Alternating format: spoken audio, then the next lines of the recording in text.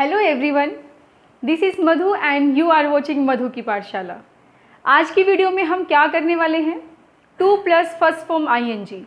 जी हाँ, ये एक ऐसा टॉपिक है जिसमें बहुत से बच्चों को कन्फ्यूज़न रहती है कि 2 के बाद हम मोस्टली फर्स्ट फॉर्म यूज़ करेंगे, लेकिन कई सेंटेंसेस ऐसे होते हैं जो स्पेसिफिक होते हैं, या ये कहिए कि कुछ रूल्स होते हैं जिसमें हम 2 के बाद फर्स्ट फॉर्म आईएनजी यूज़ करते हैं। और ये आपका बहुत ही इम्पॉर्टेंट टॉपिक है।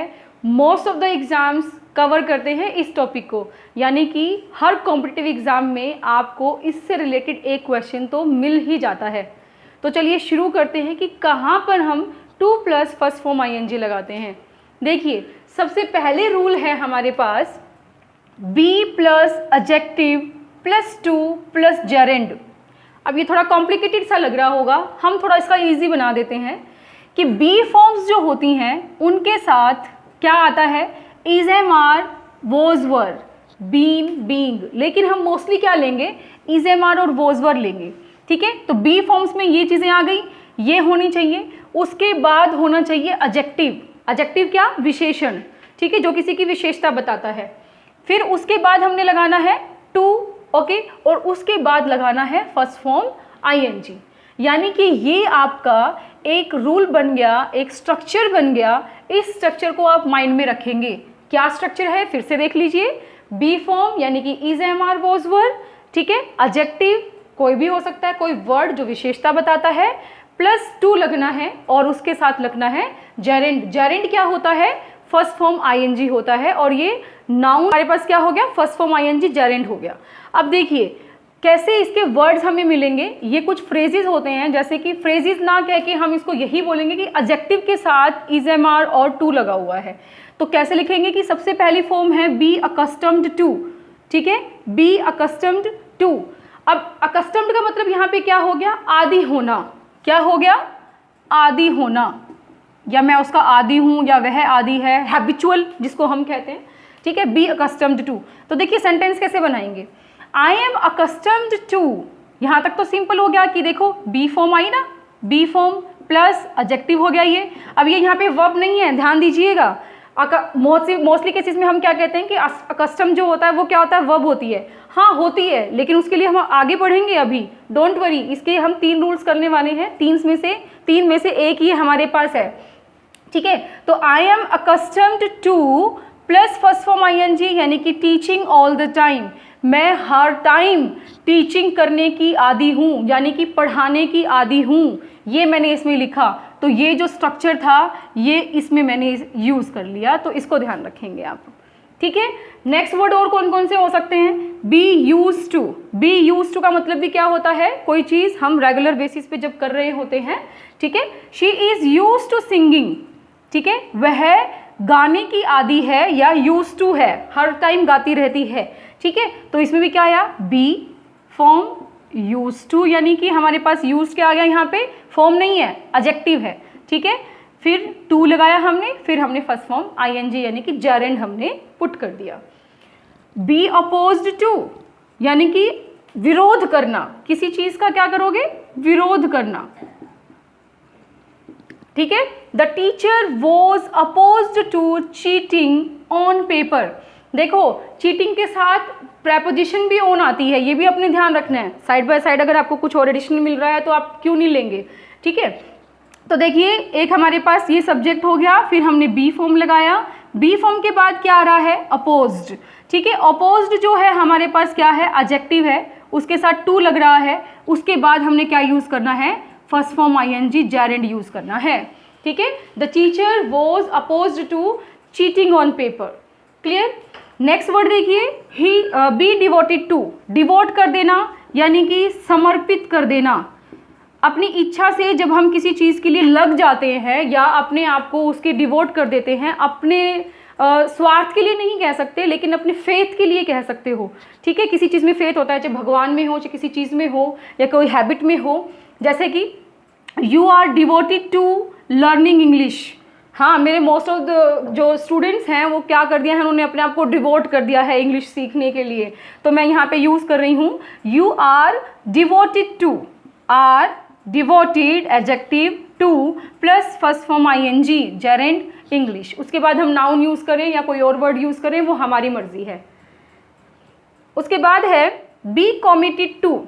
बी कमिटेड टू यानी कि कोई काम कर देना, या ये कह लो कि एक्सेप्ट कर लेना, एक्सेप्ट करना, ठीक है। Be committed to, the thief was committed to stealing, यानी कि थीफ ने चोरी करने की बात को मान लिया, एक्सेप्ट कर लिया। तो was adjective to first form ING, ठीक है। नेक्स्ट देखिए be addicted to.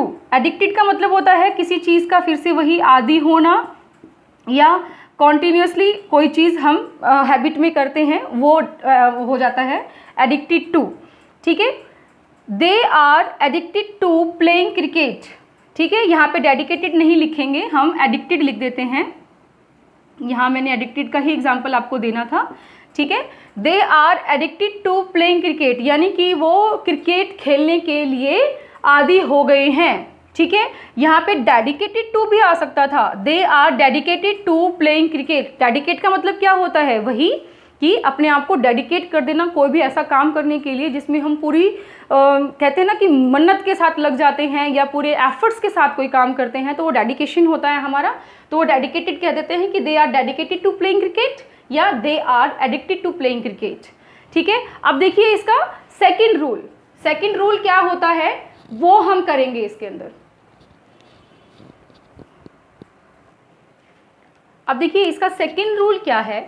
Second rule में आता है कि phrasal verbs with preposition to, यानी कि कुछ फ्रेजल वर्ब्स होती हैं जिनके साथ प्रेपोजिशन टू ही यूज होता है, उसमें हम जेरेंड लगाएंगे, यानी कि फर्स्ट फॉर्म आईएनजी लगाएंगे।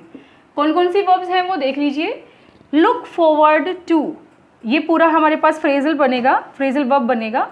लुक फॉरवर्ड टू का मतलब होता है इंतजार करना, ठीक है। अब इसका सेंटेंस कैसे बनाएंगे देखिए। I look forward to hearing from you, यानी कि मैं तुमसे सुनने के लिए इंतज़ार कर रहा था, मतलब नहीं है, यानी कि मैं तुम्हारी तरफ से कोई रिप्लाई आएगा उसके लिए इंतज़ार कर रहा था, या तुमसे मिलने का इंतज़ार कर रहा था, ठीक है। तो आए के साथ हमने क्या लिया है, लुक फॉरवर्ड, तो ये हमारे पास एक फ्रेज़ है, ठीक है। उसके साथ वर्ब फ्रेज़ है, ये भी ध्यान रखिएगा, ठीक है। उसके साथ टू आया हुआ है, तो टू के साथ हमने क्या लगाना है, फर्स्ट फॉर्म आईएनजी यानी कि जेरेंड लगाना है। नेक्स्ट देखिए get around two. Get around two का मतलब क्या होता है कि एक काम करने के बाद दूसरा काम करना, ठीक है। तो काम करना, लेकिन कब, जब एक काम फिनिश हो जाए और आपके दिमाग में है, यानी कि इंटेंशनली आप ये चाहते हो कि मैं वो काम करूं, तो उसमें हम करेंगे कि she will get around two. She will हमारे पास यहाँ पे हम ऑक्सिलरी की तरह यूज़ कर रहे हैं, और गेट हमारे पास मेन वर्ब की तरह काम करेगी, ठीक है। तो वो क्या आ जाएगा कि she will get around two doing हमने यूज़ किया, देखो टू के बाद, हर वर्क आफ्टर योगा, यानी कि योगा करने के बाद वो अपना काम करेगी। तो अब यहाँ पे वो इंटेंशन है उसकी अपना काम करने की, तो उसमें हमने यूज़ किया गेट अराउंड टू, और गेट अराउंड टू के साथ हमने क्या लगा दिया, फर्स्ट फॉर्म आईएनजी लगा दिया, ठीक है। नेक्स्ट देखिए एडमिट टू। एडमिट टू का मतलब होता है मान लेना, ठीक है, एडमिट कर लेना, मान लेना, ठीक है। तो वो he will never admit to being wrong, यानी कि वह कभी भी गलत होने को एडमिट नहीं करेगा कि वह गलत है। ऐसे तो देखो कोई भी एडमिट नहीं करता, और लेडीज़ की तो खासकर आदत होती है कि वो कभी एडमिट नहीं करती कि मैं गलत हूँ, और जो शादीशुदा औरतें होती हैं वो तो हमेशा गलती अपने हस्बैंड की ही निकाल देती हैं, ठीक है। बहुत अच्छा एक्सपीरियंस है मुझे उस चीज़ का।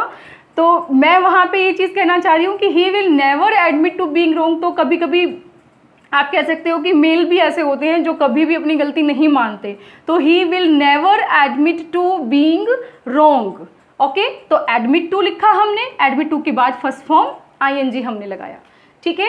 नेक्स्ट देखिए कन्फेस टू। कन्फेस टू का मतलब भी होता है मान लेना या स्वीकार कर लेना, ठीक है, स्वीकार कर लेना, ओके। तो सेंटेंस देखिए, शी मस्ट कन्फेस टू, उसको बिल्कुल कन्फेस करना पड़ेगा, मानना पड़ेगा, स्वीकार करना पड़ेगा, क्या, knowing nothing about my phone, कि वह मेरे फ़ोन के बारे में कुछ नहीं जानती। यहाँ थोड़ा मामला गड़बड़ लग रहा है कि उसने फ़ोन ले लिया होगा, चुरा लिया होगा, तो उस तरीके से वो कह रही है कि she must confess to knowing nothing about my phone, उसको कन्फेस करना पड़ेगा कि she does not know about my phone, कि वो मेरे फ़ोन के बारे में कुछ नहीं जानती। तो कन्फेस टू हमारे पास इंपॉर्टेंट पॉइंट है यहाँ पे, और कन्फेस टू के बाद हमने क्या लगाया है, नोइंग फर्स्ट फॉर्म ING लगाया है। ऑब्जेक्ट टू, ऑब्जेक्ट टू का मतलब होता है ऑब्जेक्शन करना, यानी कि विरोध कर देना भी कह सकते हो आप इसको, ठीक है। तो उसमें हमारे पास सेंटेंस कैसे बना, देखिए, working people object to paying taxes. जो वर्किंग पीपल होते हैं, जो जॉब्स कर रहे हैं, ठीक है, वो क्या है, उन्होंने क्या किया, उन्होंने टैक्सीज को पे करने के लिए ऑब्जेक्ट कर दिया। तो ऑब्जेक्ट यहाँ पे वर्ब है, वर्ब के साथ हमारे पास टू लगा है, टू के साथ हमने क्या लगा दिया, फर्स्ट फॉर्म ING। अब ये तो हमारे पास रूल हमने कर लिए। थर्ड देखिए कि जब हमारे पास इन्हीं में से जो वर्ब्स हैं उनको हम नाउन बनाते हैं, नाउन के बाद अगर हमारे पास टू आता है तब भी हम जेरेंड यूज करते हैं। चलिए देखते हैं।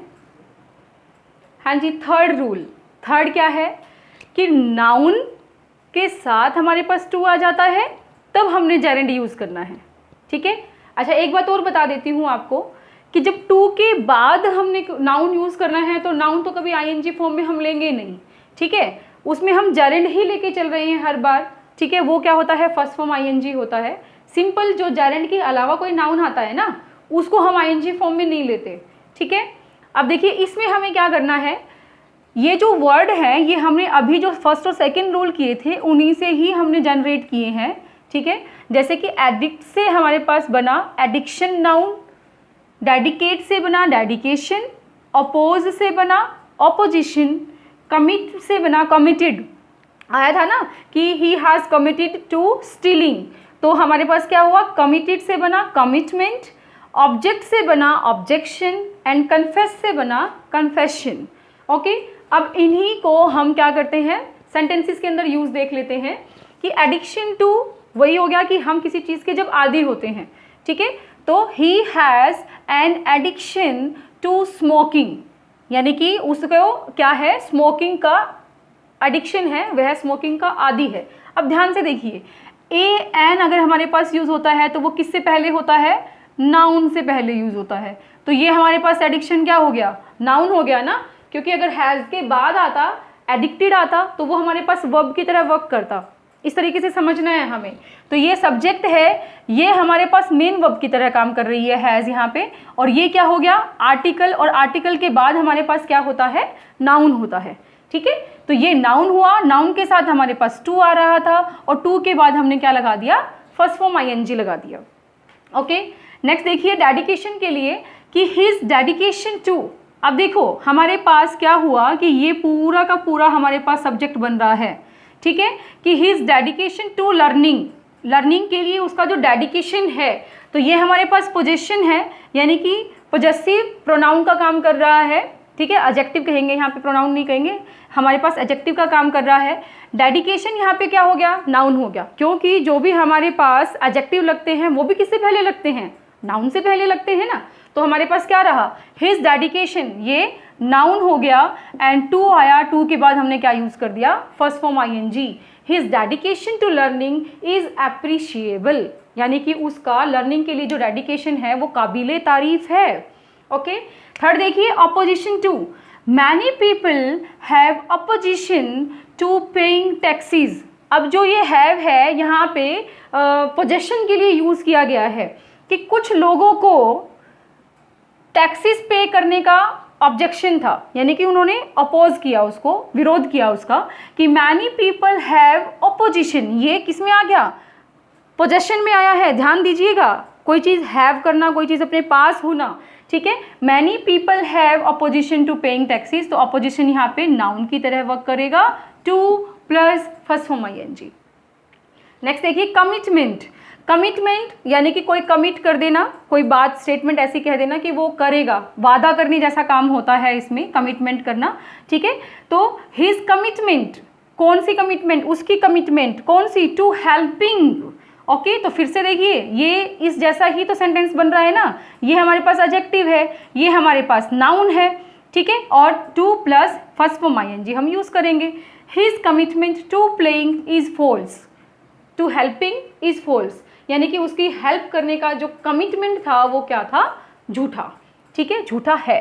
Objection 2, I have a strong objection. अब देखिए ये भी हमारे पास पोजेशन में जा रहा है हैव, यहाँ पे आई हैव ये सब्जेक्ट हुआ, ये वर्ब हुई, और अ स्ट्रॉन्ग, अ तो हमारे पास आर्टिकल हो गया, ये हमारे पास क्या आ गया, एडजेक्टिव आ गया कि स्ट्रॉन्ग ऑब्जेक्शन है। ऑब्जेक्शन हमारे पास नाउन की तरह वर्क करेगा। देन 2, किसके लिए ऑब्जेक्शन है भाई, टू गेटिंग अप अर्ली, सुबह जल्दी उठने के लिए ऑब्जेक्शन है।